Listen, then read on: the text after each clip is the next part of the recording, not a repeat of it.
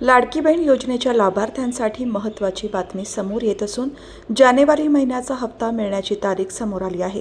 लाडक्या बहिणींना 26 जानेवारीच्या आधीच या महिन्याचा हप्ता मिळणार असल्याचे राज्याच्या मंत्री अदिती तटकरे यांनी जाहीर केले आहे।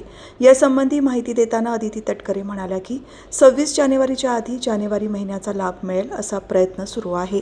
यासाठी 3,690 कोटींचा निधी आम्हाला मिळणार आहे।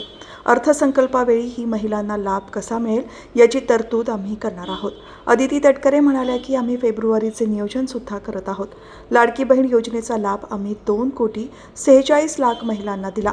काही महिलांबाबत तक्रार आली होती, डुप्लिकेशन झालेल्या केसेस कमी होत्या, त्यामुळे फार काही फरक पडेल असे आम्हाला वाटत नाही, असेही त्यांनी स्पष्ट केले।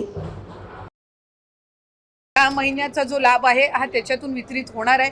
या व्यतिरिक्त सुद्धा फेब्रुवारी महिन्याची सुद्धा आम्ही तयारी त्या निमित्ताने करत आहोत, कारण मार्च महिन्यामध्ये नवीन अर्थसंकल्प सादर होणार आहे। त्याच्यामुळे साधारणपणे जानेवारी महिन्याचा लाभ हा आम्ही 26 जानेवारीच्या आत डीबीटी करायला सुरुवात करून त्या महिन्याच्या त्या 3-4 दिवसाच्या या महिन्याच्या कालावधीमध्येच कसा त्यांच्या अकाउंटला पोचेल ही आम्ही खबरदारी घेणार आहोत।